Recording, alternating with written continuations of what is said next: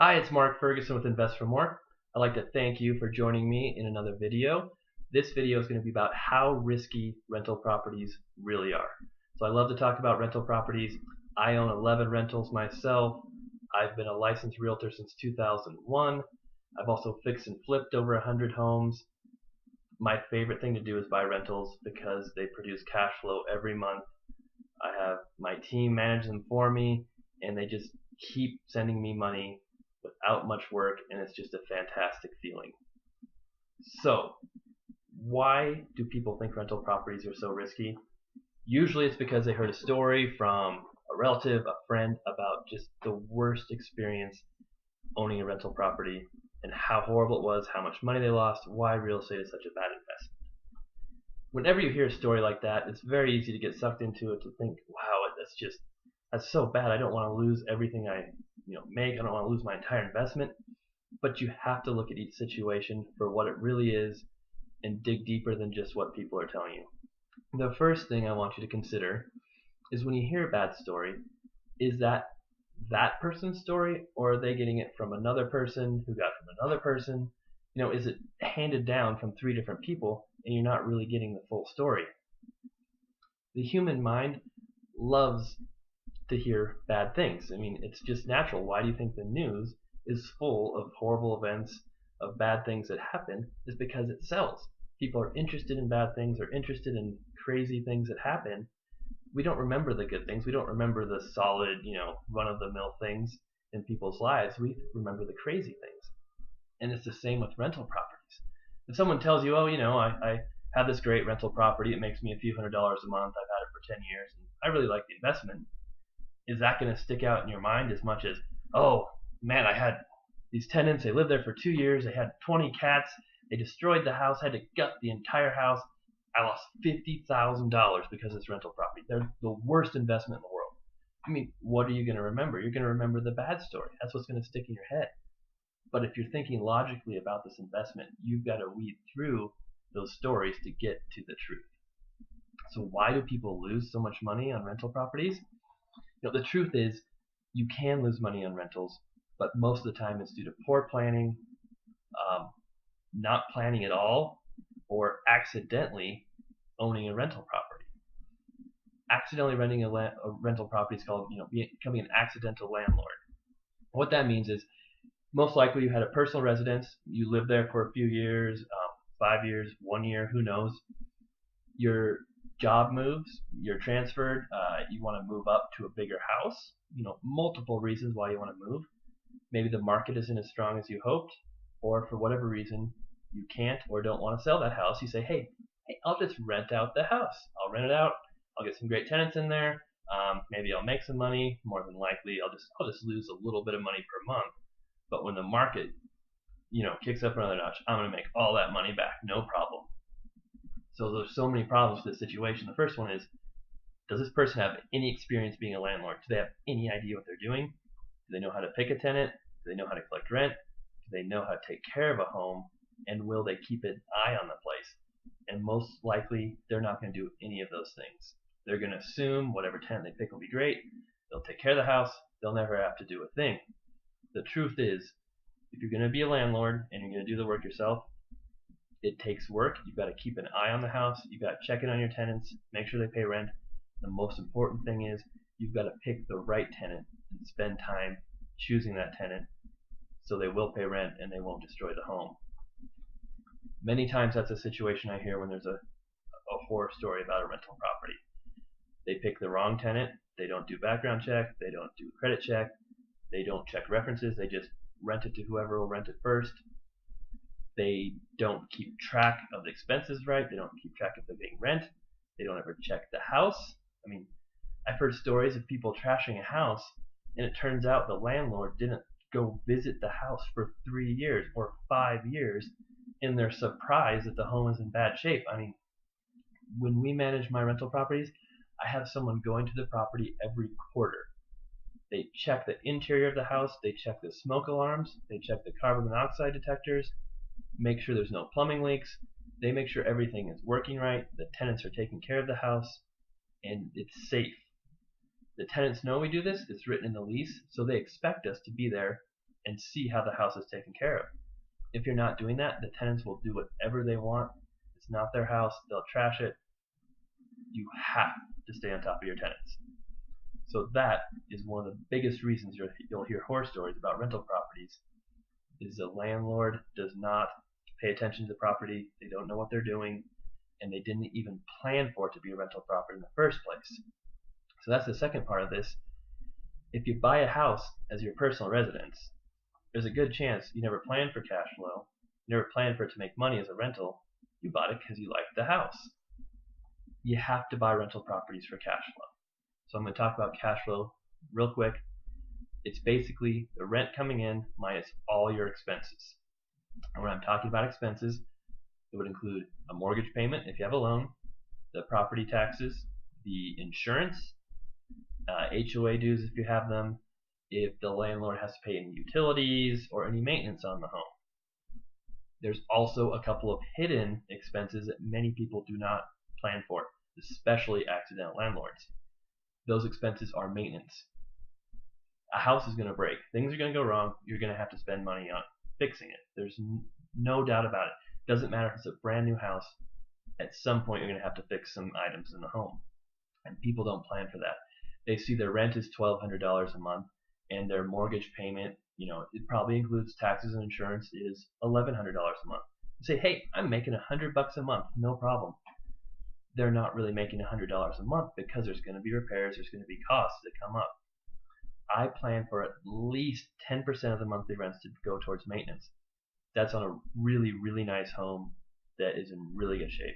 If the home is older, if it is, has deferred maintenance at all, I'll bump that up to 15% or even 20% of the monthly rents, because I know I might replace a roof, might have to replace a furnace in the future, and I know things are going to break.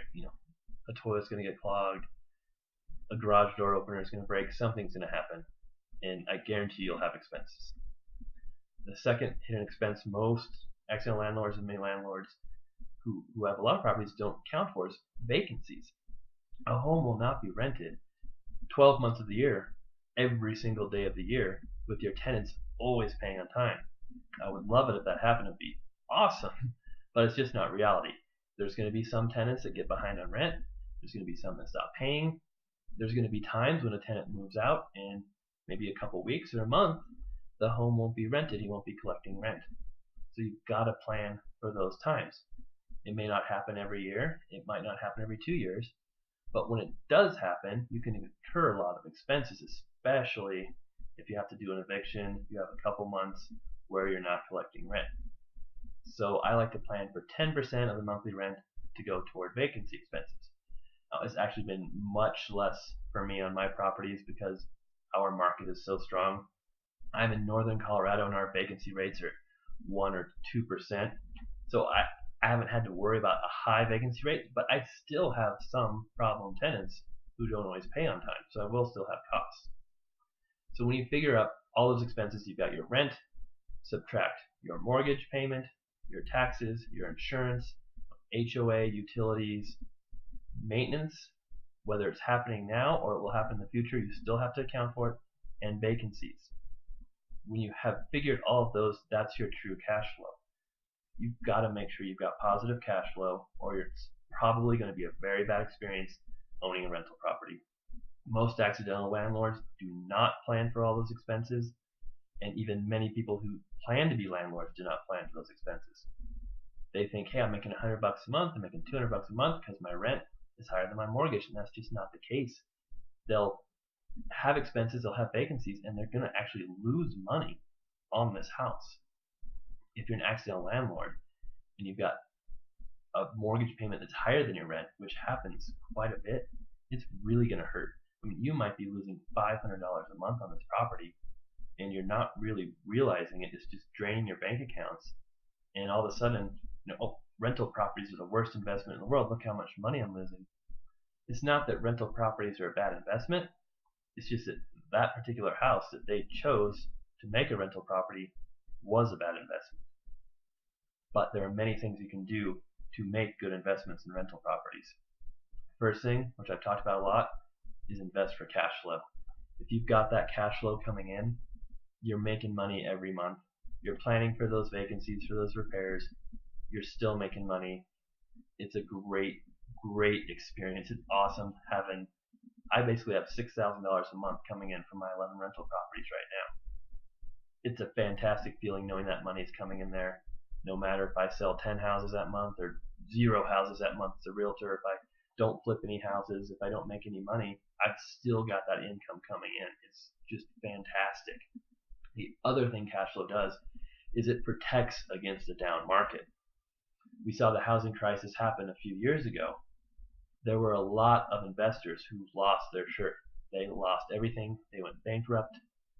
And when you look at the details of what they had done, most of them had leveraged themselves to the hilt. They had just gotten as high of loans as they could, bought as many properties as they could, and they didn't care about cash flow. They just assumed prices would just keep going up forever. In a few years, they could sell out and make all this money. Well, when prices went down, all of a sudden, they're losing thousands and thousands of dollars a month because they didn't buy for cash flow, and they're underwater $10,000, $20,000 on each house, maybe more. They had no choice but to go into bankruptcy. I also know many investors who had hundreds of houses who were just fine during the housing crisis because they had cash flow. They still were making thousands and thousands of dollars a month. Sure, on paper they weren't worth as much money because the value of their prices had gone down so much, but they're still making cash flow. They're still making money. They had no reason to sell their houses. If you're making money, you don't have to sell in a down market. You just hold on to them, and when the market goes back up, oh, hey, look, my net worth is back up to where it was before. Maybe it's even higher because you're also paying off loans when you're making those mortgage payments. So there's no reason for rental properties to be this huge risk that many people think they are. If you invest for cash flow, you can make it through the down times. You can do great during the good times, and it's not really as risky as people think. Rents can go down, they can decrease, but for my rents to go to a point where I'm losing money, I mean, they would have to decrease by 30 or 40%. And in the last housing crisis, many areas, rents did not decrease that much. In fact, some of them stayed steady while housing prices went down so much. And that's because property values are not tied to rent. Rents are tied to the supply and demand of people renting homes and tenants in the area, where housing prices are tied to supply and demand of people buying. They're two completely different segments of people, and many times when the economy's bad, there'll actually be more renters than there are people buying homes, which makes the rental market even stronger. Another thing that I love to do that makes rental properties less risky than people think is I buy them below market value. So I love to buy my properties at least 25% below what they're worth. People say, oh, how do you do that? You can't just buy a house under what it's worth. Well, actually you can. Foreclosures, REOs, short sales, especially houses that need a lot of work, oftentimes you can get a great deal on them. Normal buyers can't get a loan because they need too much work. The lender won't lend on houses that need a lot of work. You have to pay cash or use a local lender, which is what I do. Narrows the buying pool down by 70%, 80%. You do some work, you put in some sweat equity. I always hire a contractor, but you get that work done, all of a sudden you just added a ton of equity in your house. I mean, when I buy a property, I'm buying it 20% below market. I always put 20% down when I buy it.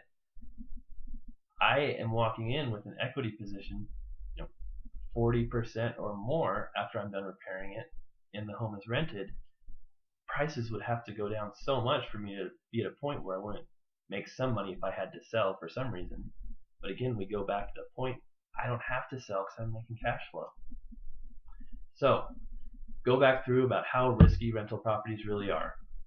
First point, when you hear those horror stories, look at the situation, look at who's telling it. Is it actually that person who had the horror story?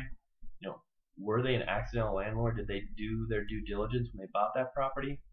Did they buy it for cash flow, or did they buy it hoping that someday it would appreciate and they'd be able to sell it and make a killing?